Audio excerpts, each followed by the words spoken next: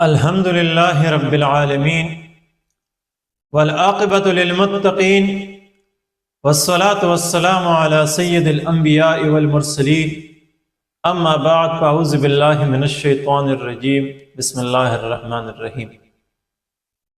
سیرت النبی صلی اللہ علیہ وآلہ وسلم کے تناظر میں آج ایک اہم مسئلے پر بات کرنے کی کوشش کرتے ہیں کہ ایک ریاست کے سامنے ہمیشہ دو قسم کے حالات ہوتے ہیں۔ ایک اس کے شہری کو جب بنیادی ضروریات فراہم نہ ہو، ان کو جان تن مان دن کی تحفظ یعنی عزت و جان اور مال کی تحفظ فراہم نہ ہو تو ریاست کے خلاف مزاحمت کرتے ہیں۔ اس حالت میں اسلامی ریاست کی ذمہ داری یا اسوہ رسول کیا ہے؟ اور دوسری حالت میں بعض عناصر سے ملک کے اندر ہو یا ریاست سے باہر، جب ریاست کی وجود کو خطرہ ہو، ریاستی اداروں کو خطرہ ہو، تو اس حالت میں کیا کرنا چاہیے، اسوہ رسول کیا ہے؟ ایک وسیع تحقیق کی ضرورت ہے۔ پہلی صورت میں جب شہری تنگ ہو اور اس کو جان مال اور عزت کی تحفظ فراہم نہ ہو، بنیادی ضروریات فراہم نہ ہو،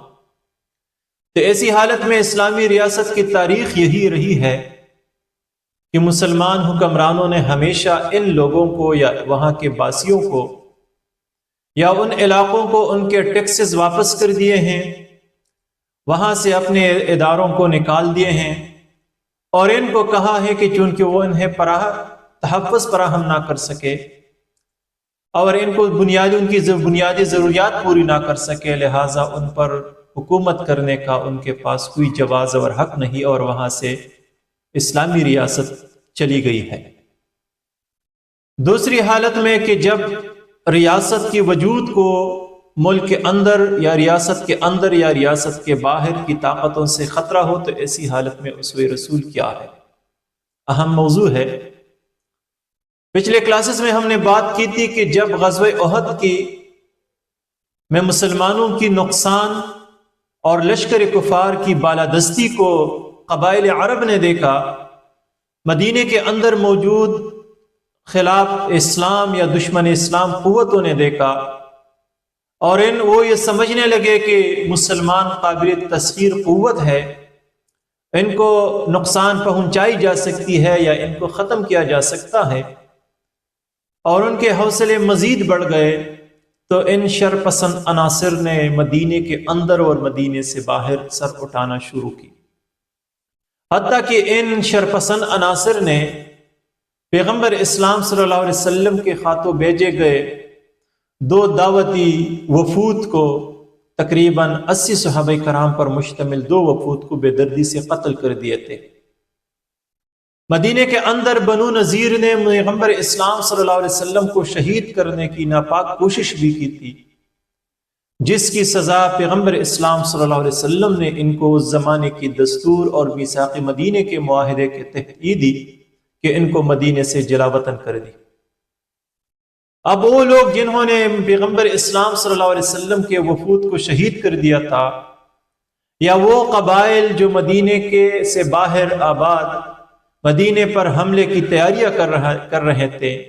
یا مدینے کے اندر شرپسند عناصر کے ساتھ پیغمبر اسلام صلی اللہ علیہ وسلم کا رویہ کیا تھا، بطور نمونہ چند سرایہ اور غزوات پیش خدمت ہے۔ پیغمبر اسلام صلی اللہ علیہ وآلہ وسلم، اس میں کوئی شک نہیں کہ ایک بیدار مغز قیادت، سیاسی اور فوجی بصیرت رکھتے تھے، حالات سے باخبر تھے، حالات کی نزاکت سے واقف تھے، اور آپ صلی اللہ علیہ وسلم ایسی حالات میں کوئی معمولی سی دشمن کی جانب معمولی سی حرکت کو بھی نظر انداز نہیں کر سکتے تھے۔ رسول اللہ صلی اللہ علیہ وسلم کو اطلاع ملی بنو اسد کہ عرب کا قبیلہ بنو اسد افواج اکٹھی کر رہی ہے، طاقت جمع کر رہی ہے، اور ریاست مدینے پر اسلامی ریاست اور مسلمانوں پر حملہ کرنے کی تیاریوں میں ہے۔ اس سے پہلے کہ یہ لوگ جمع ہو جاتے، طاقت پکڑ لیتے، پیغمبر اسلام صلی اللہ علیہ وسلم نے حضرت ابو سلمہ رضی اللہ تعالیٰ عنہ کی قیادت میں 150 انصار و مہاجرین پر مشتمل ایک فوجی دستہ ان کی سرکوبی کے لیے بھیجا۔ اس دستے نے انتہائی سرعت کے ساتھ اور اچانک بنو اسد پر حملہ کیا۔ ان کی جمع کی گئی طاقت منتشر ہو گئی اور یہ لوگ تتر بتر ہو گئے، منتشر ہو گئے، اور لشکر اسلام کا یہ دستہ سالم و غانم مدینہ منورہ کو واپس لوٹا۔ چند دن نہیں گزرے تھے کہ اسی سن 4 ہجری میں پیغمبر اسلام صلی اللہ علیہ وسلم کو اطلاع ملی کہ خالد بن سفیان خزلی فوج اکٹھی کر رہی ہے اسلامی ریاست یا ریاستی مدینہ کو نقصان پہنچانے کے لیے اور مسلمانوں پر حملہ کرنے کے لیے۔ پیغمبر اسلام صلی اللہ علیہ وسلم نے فوراً حضرت عبداللہ بن انیس رضی اللہ تعالیٰ عنہ کی قیادت میں اسلامی فوج لشکر اسلام اس کی سرکوبی کے لیے بھیجا۔ اس لشکر نے انتہائی سرعت سے کام لی اور خالد بن سفیان خزلی پر انتہائی اچانک حملہ کیا۔ لڑائی میں اس کی لشکر تتر بتر ہو گئی اور خالد بن سفیان خزلی کو قتل کر کے ان کا سر کاٹ کر کے حضرت عبداللہ بن انیس رضی اللہ تعالیٰ عنہ نے خدمت نبوی صلی اللہ علیہ وآلہ وسلم میں پیش کی۔ رسول اللہ صلی اللہ علیہ وسلم اس پر عبداللہ بن انیس سے بہت خوش ہو گئے اور آپ کو اپنی عصا عطا فرمائی اور یہ فرمایا کہ یہ قیامت کے روز یہ میرے اور تمہارے درمیان نشانی رہے گی۔ حضرت عبداللہ بن انیس رضی اللہ تعالیٰ عنہ نے پیغمبر اسلام صلی اللہ علیہ وسلم کی جانب سے دی گئی اس عصا کو اپنے پاس محفوظ رکھا اور وفات کے وقت پھر اس کے کفن میں رکھی گئی وہ عصا اور اس کے ساتھ اس کی کفن میں رکھی گئی۔ اسی طرح پیغمبر اسلام صلی اللہ علیہ وآلہ وسلم اب ان لوگوں کی جانب، ان بدو قبائل کی جانب متوجہ ہونے والے تھے جنہوں نے اسلامی ریاست کے دعوتی وفود کو بے دردی سے قتل شہید کر دیے تھے، کہ اتنے میں بنو غطفان کے 2 قبائل بنو محارب اور بنو ثعلبہ اپنی طاقت جمع کرنے لگے اور اپنے ساتھ ان بدو قبائل کو بھی شامل کرنے لگے اور ارد گرد کے دیگر لوگوں کو بھی اپنی لشکر میں شامل کرتے رہے تاکہ وہ ایک عظیم فوج بنا کے ریاستی مدینہ پر حملہ آور ہو جائے اور مسلمانوں کا خاتمہ کرے۔ اور جس طرح ان دعوتی وفود کو شہید کر دیے گئے تھے، اسی طرح مسلمانوں کا مدینے کے اندر قتل عام کرے۔ لیکن اس سے قبل کہ بنو غطفان کا یہ وفد، بنو غطفان کے یہ لشکر یہ حرکت میں آتی، رسول اللہ صلی اللہ علیہ وآلہ وسلم نے صحابہ کرام کے حملہ کے ہمراہ اس بنو غطفان کے ان قبائل پر نجد میں، علاقہ نجد میں حملہ کیا، اور یہ اتنا اچانک تھا یہ حملہ، یہ الغار، کہ پوری لشکر پیغمبر اسلام صلی اللہ علیہ وسلم کی اس حملے کی تاب نہ لا سکی اور تتر بتر علاقے میں منتشر ہو گئی۔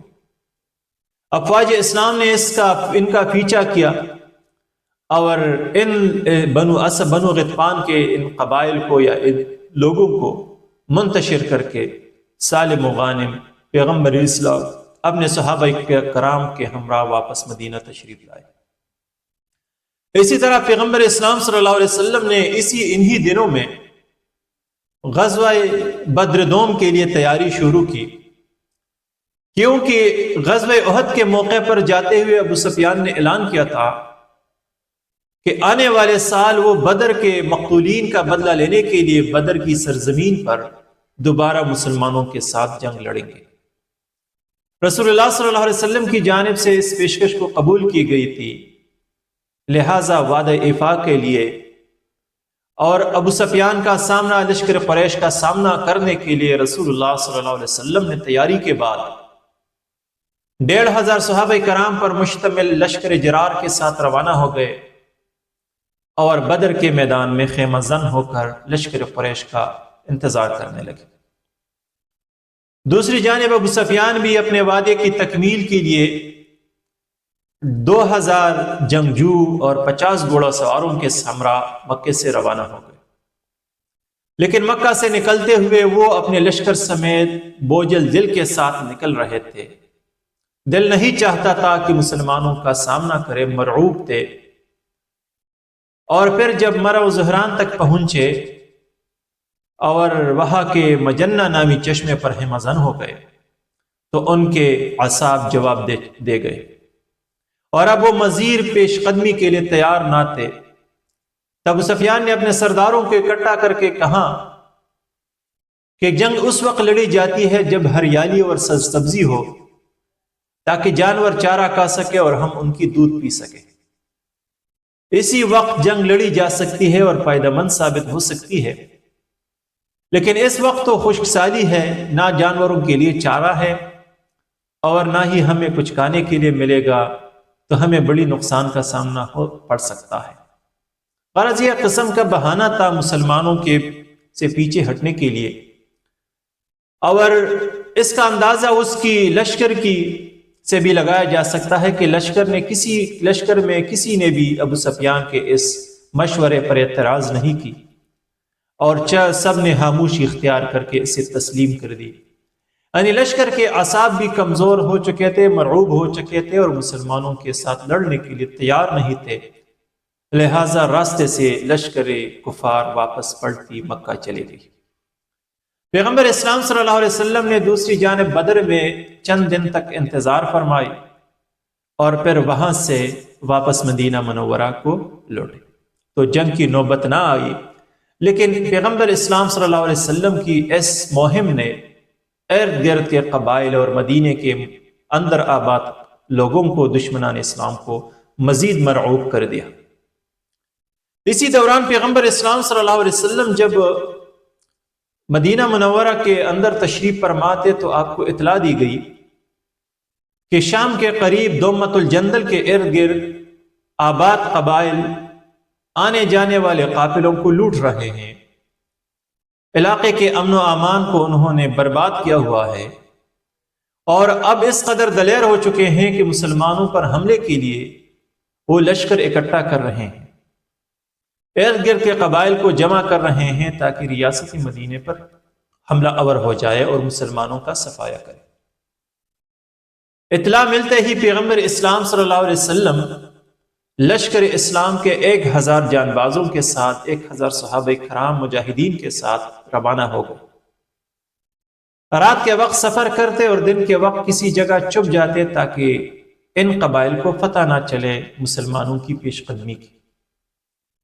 اور پیغمبر اسلام صلی اللہ علیہ وسلم نے اسی طرح اپنی یہ سفر اور پیش قدمی جاری رکھی، اور بالآخر اچانک ان قبائل پر رسول اللہ صلی اللہ علیہ وسلم نے دعویٰ بولا، ان پر حملہ کیا۔ ان قبائل کو پیغمبر اسلام صلی اللہ علیہ وسلم کی اس اچانک حملے کے مقابلے کی تاب نہ ہو سکی،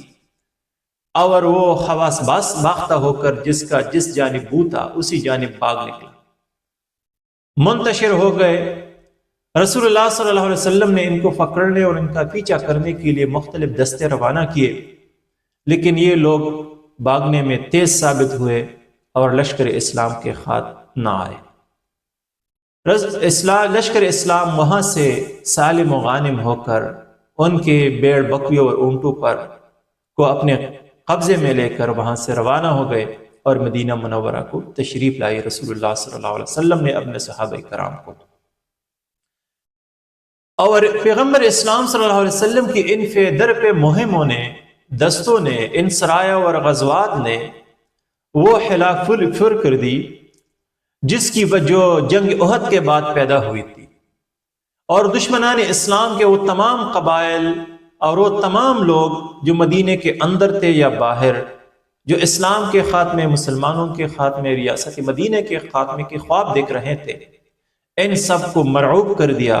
اور وہ سب خاموش ہونے پر مجبور ہو گئے۔ اسی طرح وہ فتنے ختم ہو گئے، مدینے کے اندر اور باہر ایک وقت کے لیے امن و امان قائم ہو گئی، اور مسلمانوں کو دعوت و تبلیغ کا موقع مل گیا۔ اب رسول اللہ صلی اللہ علیہ وسلم کی ان اقدامات پر، ان سرایہ اور غزوات پر اگر باریک بینی کے ساتھ تحقیق کی جائے، دقیق نظر سے انہیں دیکھا جائے، تو اس کا خلاصہ یہ نکلتا ہے کہ ان شرپسند عناصر کے ساتھ کبھی بھی رسول اللہ صلی اللہ علیہ وسلم نے مذاکرات نہ کی، وہ شرپسند عناصر جن سے ریاست کی وجود کو خطرہ تھی، جو مسلمانوں کے خاتمے کے در پہ تھے، جو ریاست کے خاتمے کے در پہ تھے، جو اس زمانے کے اصولوں اور قواعد و ضوابط کی خلاف ورزی کے ارتکاب کر رہے تھے،